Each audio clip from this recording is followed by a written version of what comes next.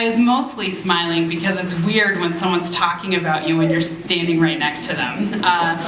So good morning or good afternoon. Anin Buju. My name is Peggy Flanagan. Peggy Flanagan, Ndijinakaz, Guabagani, Ganikagnu Dunjaba, Mangan and Dodane. I'm a member of the White Earth Nation, and my family is the Wolf Clan. And the role of the Wolf Clan is to be the protectors of the community, which is why I work for Children's Defense Fund, and why I have sort of rooted my vocation in service. And I think that many of you would fall into that category as well. I wanted to say thank you for inviting me here today. I'm really honored to be here, and I think the conversations that you're about to have are going to be really important and courageous conversations, and just the fact that you've decided to tackle this issue of diversity and inclusion is really important. How many of you are a little freaked out that you're going to be talking about diversity and inclusion? You can be honest, okay? Oftentimes in Minnesota, when we start having conversations about diversity and inclusion, we're like, who wants pie?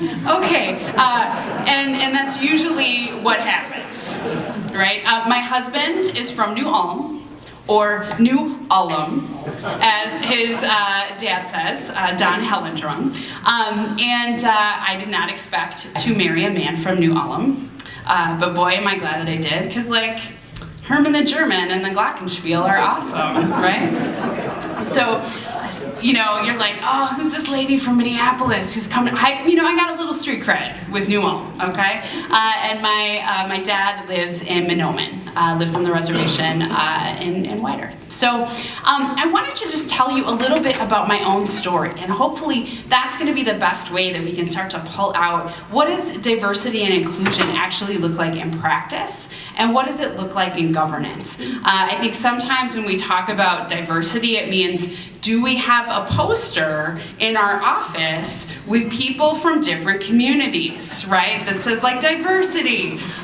which is okay, it's a good place to start, right?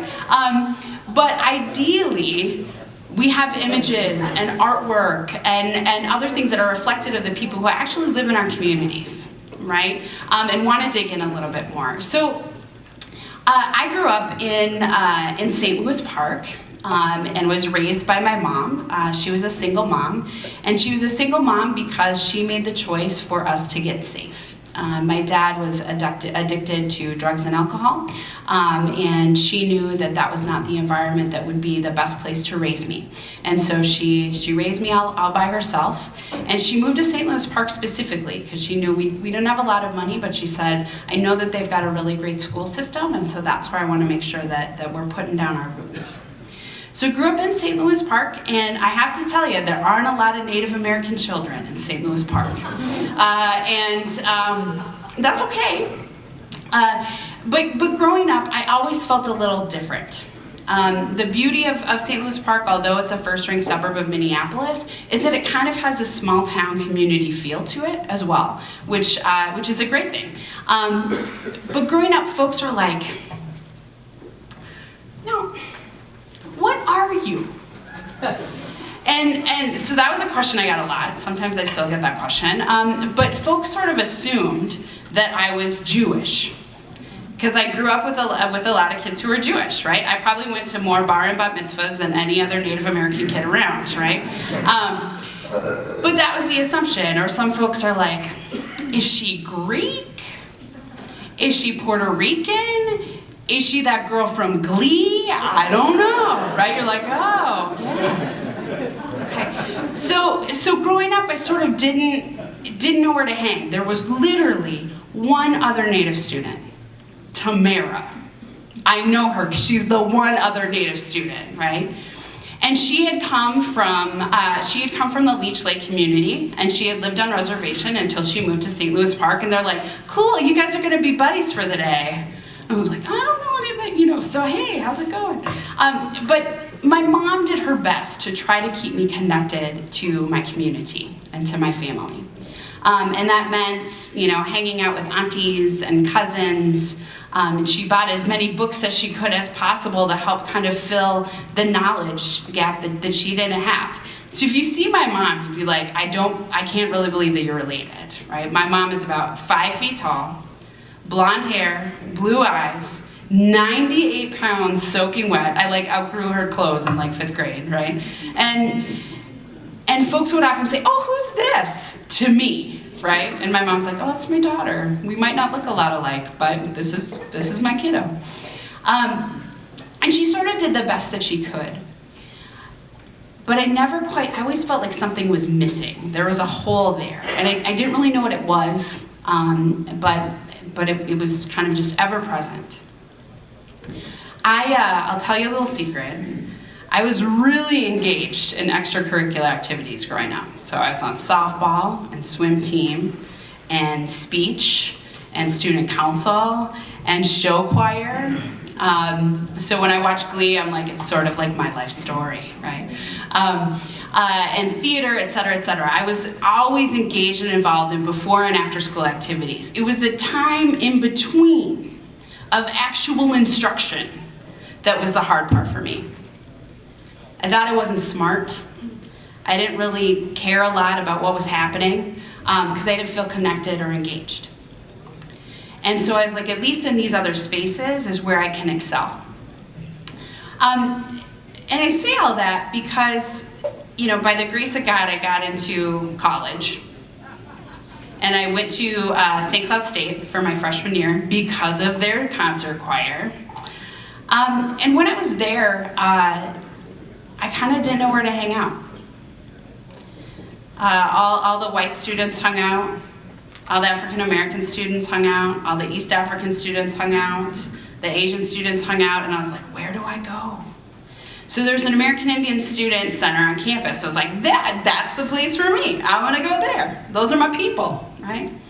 So I walked over to the American Indian Center and walked in the door and saw all these faces that looked like mine. And I was really excited about it and had a conversation with the director at the time. And he was like, okay, welcome.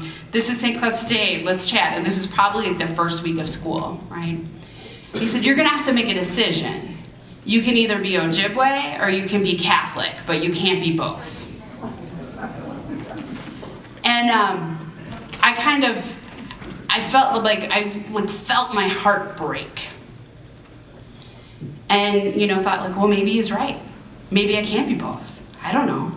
And I sort of, Charlie Brown walked out of the center and I never went back. And increasingly, during my time there, felt excluded. And there were several times when the Fighting Sioux was playing at St. Cloud State, either hockey or other sports. And so there were Native mascots hung in effigy on lawns from local houses. And people started putting pictures of Native American mascots on my door. Because someone found out, right? There's a Native woman living on that floor. And I thought I can stay here and fight, or I can get a really good education and try to make an example of what I think a strong Native woman can be and look like. So I went to it sort of broke my heart to leave, but I went to the University of Minnesota. And the very first day of class, I walked into a classroom and for the first time in my life, saw a teacher who looked like me. For the first time, and I was 19 years old. And I just want you to think about that for a second. How many of the teachers and leaders in your life have you had who look like you? Probably a lot. For many of you, almost all of them. And so for this moment, this is a pivotal moment in my life where I walked into a room and Dr. Brenda Child was at the front of the classroom who looked like me, and the whole class was other students who looked like me. And it switched, it changed. Something just turned. And so I went from, and I did talk about this when I ran for the school board, I went from being a 1.75 GPA student, you can gasp, it's okay, right? To graduating Phi Beta Kappa from the University of Minnesota. Because I found my place, and I found my groove, And I saw that if there is a leader, a teacher, the most important person in the room, right, was from my community, that must mean something. And the books, the curriculum, the artwork, everything said who you are and where you come from is of value. So much so that it's not just Native students who are learning about Native culture and history, but non-Native students as well. So I just want to highlight and sort of just lift that up to think about what are the spaces in your own community where that can happen, where someone doesn't need to wait until they're 19 years old to see themselves valued and reflected in their community. So after I left the University of Minnesota, this is before the Affordable Care Act was passed, and my priority after I graduated was to get a job with healthcare, right?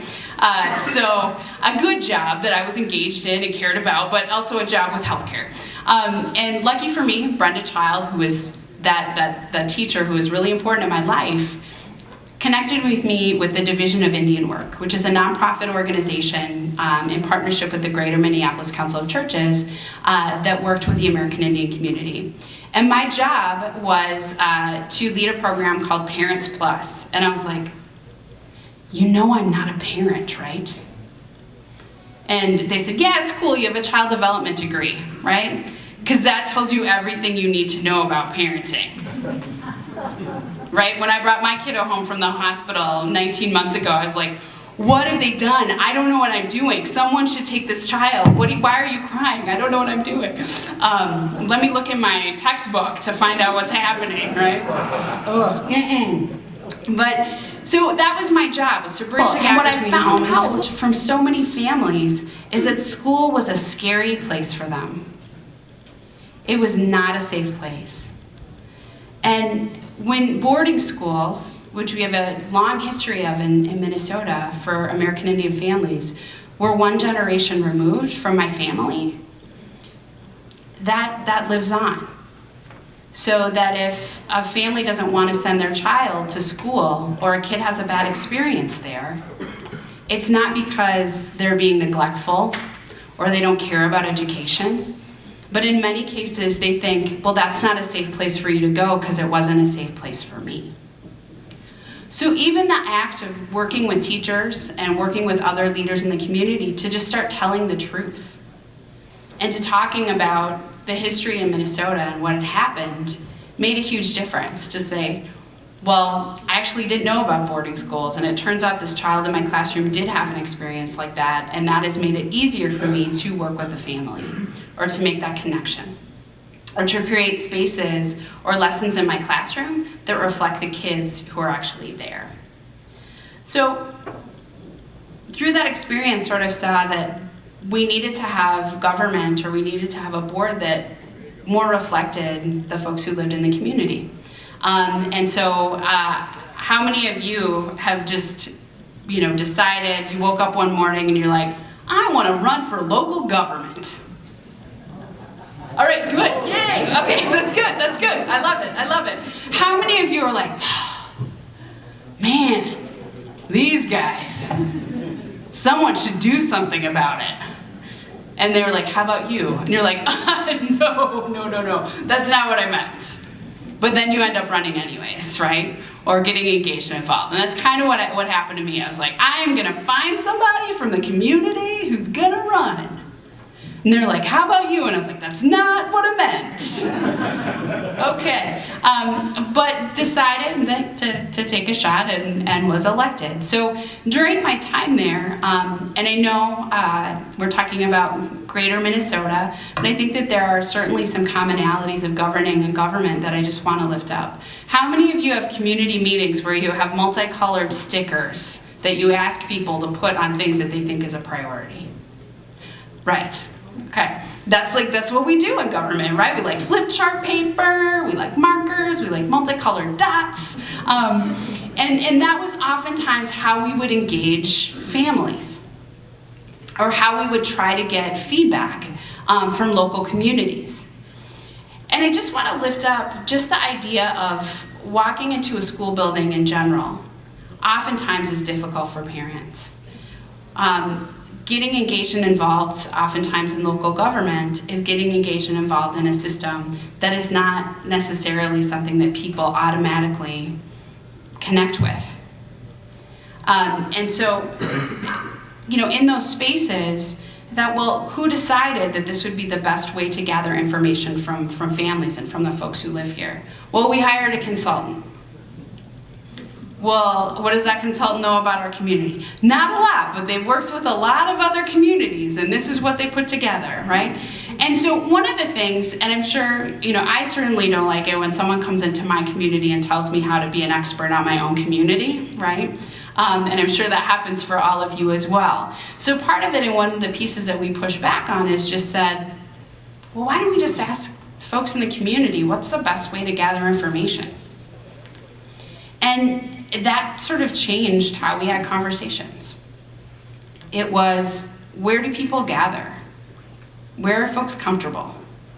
Instead of waiting for people to come to us, we went to them. And I think that's not often how we do things. It's, oh, well, we posted it in the local newspaper that this is when that particular committee is meeting, or it's on cable access, or we hung it up down at the post office that this is when we're having this conversation, which is part of it. But if we look at each of our communities and we start to ask, who lives around here? If our committees, if our advisories, if our planning committee for our local festival in our community doesn't actually reflect the community, then we've missed a step. And what we're trying to move forward probably isn't reflective of everyone who lives there. So how do we do that? And those were the conversations that we really started to have. So when I first started running for school board, I'm gonna put myself out here for a little bit and tell you, there are several events in the Somali community that I went to. And I didn't know anything about the Somali community, right? And I had a lot of my own drama and my own assumptions about what was gonna happen. And so when I walked in the door of the Brian Coyle Center, there was a big event talking about education. I walked in the door and I was like, this is kind of like my community. And the more time I spent there, the more conversations I had with folks, I was like, things kind of started when they started, and it was about gathering together around a meal, a shared meal. And all of the conversation was about children and elders. And the meeting ended not at 2 o'clock, not at 5:30, not when it said on this little piece of paper when it was supposed to end, but when the conversation was finished. And I thought, these are my folks. These are my people, right? And it completely changed the way that I was able to interact with the Somali community. That there were several opportunities where I was invited in to have conversations about English language learners and what we could do on the board to make it more accessible. It wasn't me saying, hey, can you come to our building and share this information, but when are you gathering? How can I make you more comfortable? And I think that's the part where we have to start to step out of how we govern, or sort of the things that we do, sort of politics as usual or governing as usual. And finding out, how do we meet people where they're at? What's the number one way to get people to come to an event? Food, right? You feed them. And here's the deal, food, and for me, a free t-shirt.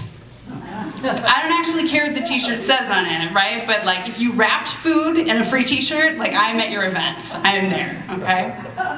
I've even thought about starting to run because I heard that they give you t-shirts at the end of 5Ks. I'm not there yet. I'm still thinking about it. But so when you think about, even as Minnesotans, that's who we are. We gather together, we share meals, we break bread with one another. So oftentimes the way that we ask folks to get engaged and involved is like, will you come to a meeting in a windowless room on a beautiful day and talk to us? instead of, right, and some of us geek out on that, and we really like that stuff, right? Or the way that we govern our space or our meeting is that we use Robert's Rules of Order. But what are we doing to just simply start building community with folks? And breaking bread, and sharing a meal, and making sure that it's accessible for folks, right? So that there's halal meat, or that there's options for folks that we might not used to be serving in our community, but what a great opportunity to get folks engaged and involved. You know, the other piece that I just wanted to mention is that it's okay to be apprehensive. It's okay to be nervous as you're going into this work. I was, right? And I'm from a community of color, and I had my own drama about it. But the thing I think that was most important was to just get in there and to listen. And to realize that there's all things that commonalities and shared values that we have across communities and across the state simply by being Minnesotans. Something that happens in my community that also happens, you know, in non-native communities in Minnesota is that you have to ask someone 3 times if they're hungry or not before they can say yes. Have you had this conversation? Can I get you anything? No, thanks, I'm fine. Are you sure? It's really no problem. No. You know, I'm just gonna pop it in the microwave. If you're hungry, that's great. If not, don't worry about it. Yes, thank you, I'm starving, right? This conversation plays out across Minnesota, right? And it is one of our shared values and commonalities. But I want you to just think about, you know, those pieces of gathering for a meal, of, you know, what's the first thing that you tell somebody when you meet them? They're like, oh, so what do you do? What do you tell them? I'm retired, good for you. Yes, and she's like, with pride, I tell them I'm retired. But oftentimes we say what our profession is. That's how we lead, right? But I would challenge you to think about, I know that you're not just your job. You're not just your profession. You may be your vocation, but you're most likely not just your profession. So what are the other things? And what are those other words that you use to identify yourself? You can just actually just throw them out. Who are you? Mother. A mother. Grandmother. A beach bum. What else? Teacher. Teacher. Christian. Christian. Student. Hunter or fisherman. Hunter or fisherman. What else? City official. City official. I bet none of you call yourselves politicians, right? No. That's right. No, I'm sorry. I'm an elected official. That's right. Because politicians are icky, right? Like, we don't. But so there's all these other words, right? I identify myself the same way, as a friend, as a mom who's stumbling through and not quite sure what she's doing, but knows that I want the very best for my child and the very best for our community. So I just encourage you, as you're starting these conversations, to start from that place of not what divides us, but what brings us together. And stepping outside of your comfort zone to hang out where you're not usually used to hanging out. Okay?